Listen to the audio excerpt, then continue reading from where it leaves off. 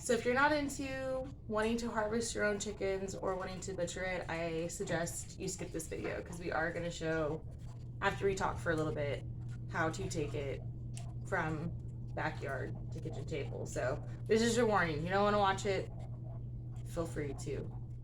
So from your perspective, why is this important?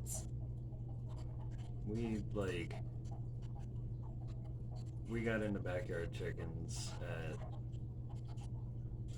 it was a little before the pandemic, right? It was a little before the pandemic, right? Or was it during?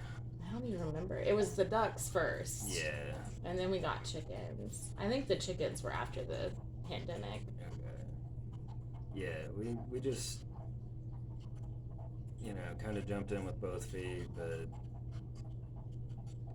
we really didn't know what we were doing. And yeah, I mean, you did so much research on everything, and it's like we knew how to keep them safe. We knew how to, buy food from the store for them. But when we started foraging, stuff that was already on our property or excess from the garden, that really changed the game and my understanding of just keeping meat animals, And I'm gonna back up a little bit on this too, because we started off with 2 ducks.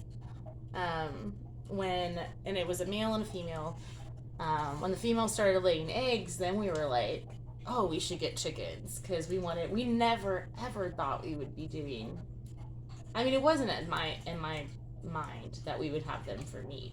In my mind, it was still for. Yeah, it was more just for eggs. They're gonna be pet backyard chickens that we get for eggs, and then that kind of just spiraled into where it's like, well, we have a lot of birds, and as that chicken math works out, you end up with, we actually didn't end up with any roosters. Not at first. No, but we ended up, chicken math just works out where you end up with way more than you think you're gonna have. Yeah. Where it kind of snowballed into, we're like, okay, we need to harvest some of them. And we didn't have, again, any friends that did this that could teach us.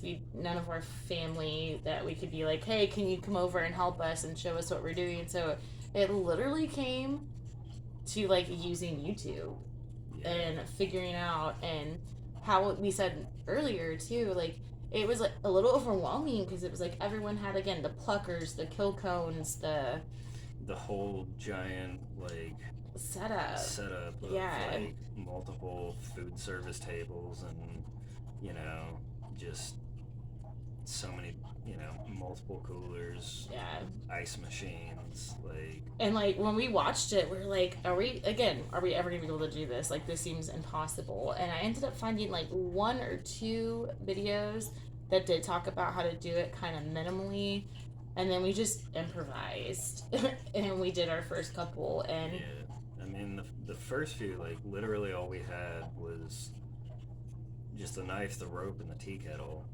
Yeah, so the example that we're going to show you tonight, which is still pretty basic, is all you really are going to need is a big pot to soak your chicken in and give it a brine, a good knife, which this one's only, how much? It was $3 or $4 at Walmart, so. And we made he made a makeshift kill cone.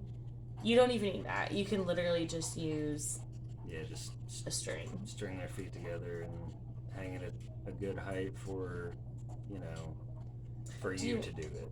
Do you want to show off the makeshift kill cone? And the only reason why this kill cone I feel really is awesome is it's used from garden netting, but I'm gonna let him show you.